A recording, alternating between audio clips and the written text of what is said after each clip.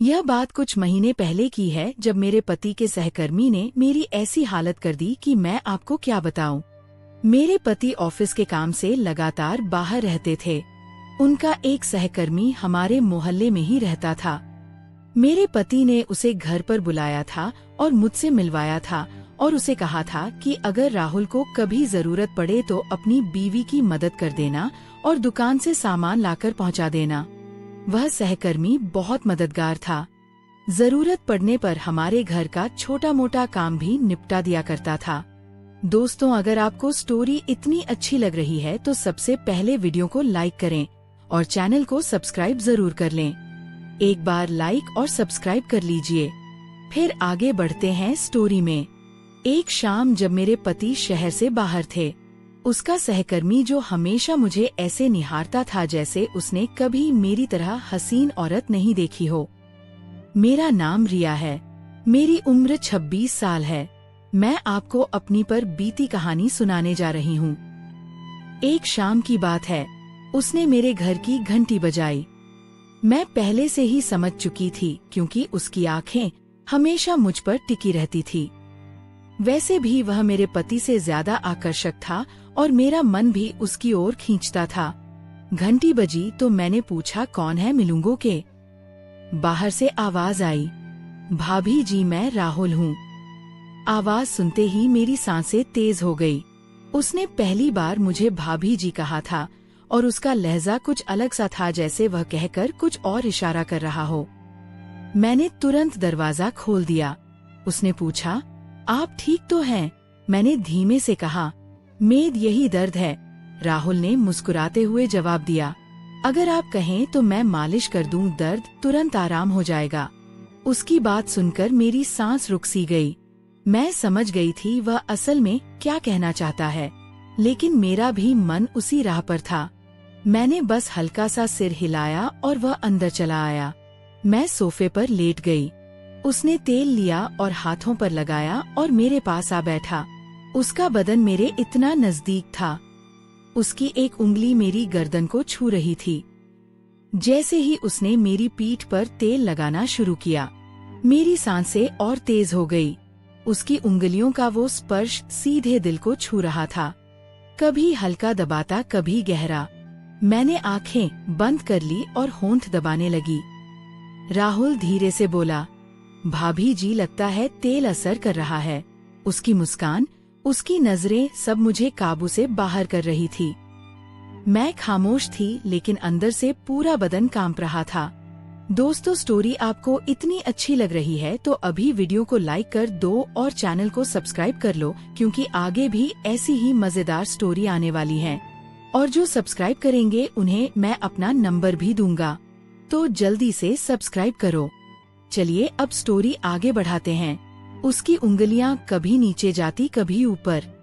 मैंने उसके हाथ को रोकने की कोशिश की पर रोक नहीं पाई। कमरे में सिर्फ मेरी धड़कनें गूंज रही थी। राहुल और नजदीक आया और धीरे से बोला, मैं जानता हूँ आप भी यही चाहती हैं, बस एक बार कह दीजिए। मैंने उसकी ओर देखा। उसकी आंखों में वही लालसा थी जो मैं पहले महसूस कर चुकी थी। मैं कुछ नहीं बोली, बस नजरें नीची कर ली। उसने तेल टेबल पर रखा और पास आ गया। अब हम दोनों के बीच सिर्फ एक कदम था। मेरी उंगलियां उसके हाथ से टकराई और मुझे लगा जैसे बिजली का झटका लगा हो। मैंने धीरे से कहा, राहुल। उसने हंसते हुए जवाब दिया, बस भाभी जी, अब समझ गया। कमरे की हवा गर्म हो गई। दरवाजा लॉक था। पति बाहर था। मैं और राहुल एक ऐसे मुकाम पर थे जहां वापसी मुश्किल थी। राहुल मेरी आंखों में सीधे देखने लगा। उसकी नजरें जैसे पूरा बदन नाप रही हो।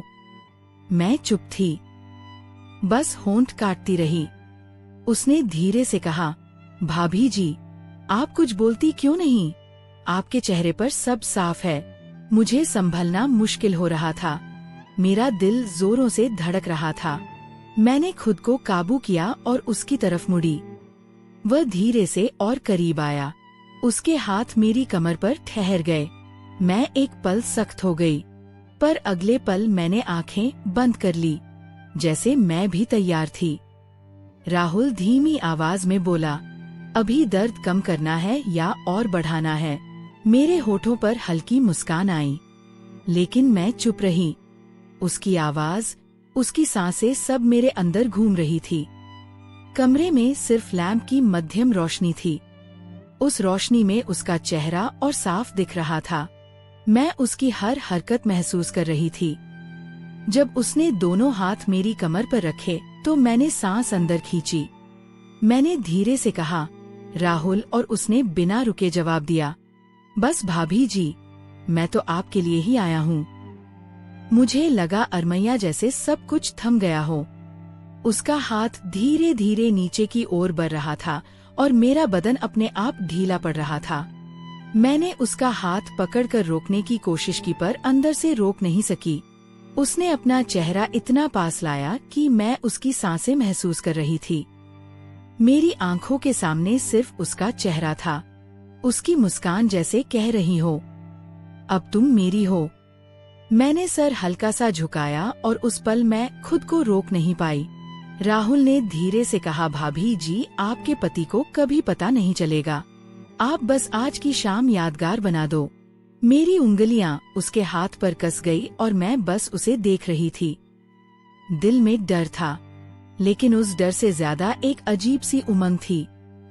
समय थमता जा रहा था। दरवाजा बंद था। घर शांत था और मैं और राहुल एक ऐसी लकीर के दोनों तरफ थे। उस लकीर को पार करते ही सब बदल जाता। मैंने हंसकर बस इतना कहा, तुम रुकने वाले नहीं और मैं रोकने वाली नहीं। उसने सीधे जवाब दिया, फिर देर किस बात की भाभी जी। और जैसे ही उसने मुझे अपनी ओर खींचा, मेरा सारा संयम टूट गया। राहुल ने मुझे अपनी बाहों में खींच लिया। एक पल को लगा जैसे कमरा घूम रहा हो। उसका सीना मेरे इतना करीब था। उसकी सांस मेरी गर्दन को छू रही थी। मेरा दिल इतना तेज धड़क रहा था कि मुझे खुद सुनाई दे रहा था। मैंने दूर जाने की कोशिश की, लेकिन उसने मेरी कलाई थाम ली। हल्की मुस्कान के साथ बोला, अब तो आप मुझे रोक नहीं सकती। भाभी जी, मेरी आंखें नीची थी पर होठों पर मुस्कान खुद ब खुद आ गई। मैं खुद भी तो यही चाहती थी, बस कहने की हिम्मत नहीं थी। राहुल ने एक हाथ से मेरी सलवार को संभाला और दूसरे से मेरी कमर को कसा और मैं उसकी ओर चिपक गई। मैंने धीरे से कहा, राहुल बस करो, पर आवाज ऐसी थी जैसे रोकना नहीं, बुलाना चाहती हूँ। वो और करीब आया और मेरे कान में बोला, बस एक बार कह दो, रुक जाऊंगा, वरना अब मैं नहीं रुकूंगा। मेरी सांसें और तेज हो गई। मैंने होंठ दबा लिए, लेकिन आंखों में सब साफ था। कमरे में सिर्फ लैंप जल रहा था। उसकी रोशनी में उसके चेहरे की हर लकीर साफ दिख रही थी। उसकी नजरें मेरी आंखों से होठों पर ठहर गई। मैंने मुड़कर उसे देखा और बस इतना कहा, तुम्हें समझाने के लिए मुझे बोलना नहीं पड़ता। यह सुनकर राहुल ने गहरी सांस ली और मुझे और पास खींच लिया। अब हमारे बीच कोई फासला नहीं था। उसके हाथ मेरी कमर से ऊपर चढ़े और मैंने पलकें बंद कर ली। उस पल लगा जैसे सब थम गया हो।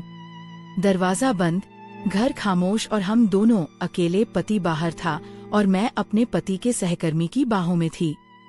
राहुल ने कहा, भाभी जी, आज के बाद सब कुछ बदल जाएगा। मैंने आंखें बंद रखकर हल्की आवाज में कहा, जो होना है हो जाने दो। और अगले ही पल राहुल ने आगे बढ़ा, जहां से वापसी नामुमकिन थी। राहुल का चेहरा मेरे बिल्कुल पास था। उसकी नजरें मेरी आंखों से होठों तक घूम रही थी। मैंने होठ दबा लिए और उसकी लालसा साफ दिख रही थी। मैंने धीमी आवाज में कहा, राहुल, अगर कोई आ गया तो उसने हंसकर जवाब दिया, दरवाजा बंद है और घर में कोई नहीं, अब सिर्फ मैं और आप हैं। उसकी आवाज इतनी मीठी थी कि मेरे पैर नरम पड़ गए।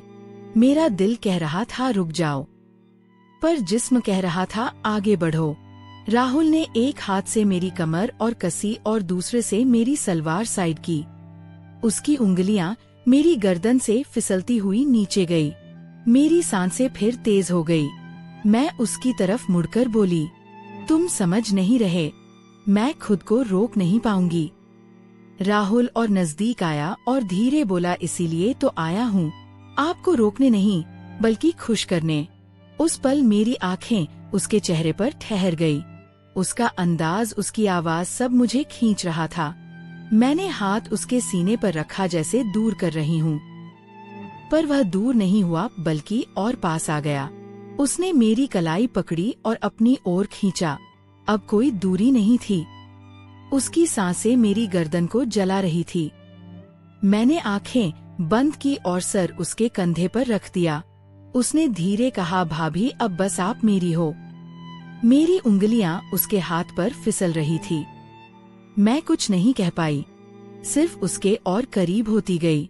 कमरे में सिर्फ मध्यम रोशनी थी और उसमें हमारी सांसें तेज थी। मैंने उसके कान में धीरे कहा, जो करना है जल्दी करो। राहुल ने बस इतना कहा। फिर अब कोई रुकावट नहीं और उस लम्हे से सब काबू से बाहर हो गया। उस शाम के उस पल में लगा जैसे समय थम गया हो। राहुल का हाथ मेरी कमर से फिसलकर पीठ तक गया। उसकी उंगलियों का वो हल्का स्पर्श भी मेरी सांसों को हिला रहा था। मैंने उसकी तरफ देखकर धीरे कहा, राहुल तुम्हें पता है ना, अगर किसी ने देख लिया तो उसने मेरी आंखों में देखकर कहा, भाभी जिसकी नजर आप पर उठेगी मैं उसकी आंख निकाल दूंगा। अभी सिर्फ आप और मैं, बाकी दुनिया भाड़ में। मेरी हालत ऐसी थी कि मैं ना रोक पा रही थी और ना हाँ कह पा रही थी। उसकी नजरें मेरी आंखों में थी। राहुल ने उंगली मेरे होठों पर रखी और बोला, अब कुछ मत बोलो, बस महसूस करो। मेरे दिल की धड़कन इतनी तेज थी जैसे फट जाएगी। मैं उसके इतने करीब थी कि उसकी सांसें मेरी सांसों को छू रही थी। मैंने होंठ काटे और उस लम्हे ने उसकी भूख और बढ़ा दी। उसने चेहरा मेरी गर्दन के पास ले जाकर कहा, अब आप मेरी हो चुकी हो। मैं अपनी जगह थम गई थी। उसकी बातें, उसका सब मुझे होश खोने पर मजबूर कर रहा था। मैंने आंखें बंद करके कहा, जो शुरू किया है अब पूरा कर दो। राहुल की मुस्कान और तेज हो गई। उसने मुझे और कस लिया और उस शाम कमरे की खामोशी सिर्फ हमारी सांसों की गर्मी से टूट रही थी। राहुल ने मुझे अपनी बाहों में ऐसे कसा जैसे मैं उसकी सांसों का हिस्सा बन गई हो। उसकी उंगलियां अब धीरे धीरे मेरी कमर से नीचे सरक रही थी और मैं बस सांस रोककर महसूस कर रही थी। मेरी हालत ऐसी थी कि मैं बेकाबू हो चुकी थी। मैंने धीरे से उसके कान में कहा, बस अब और इंतजार मत कराओ राहुल।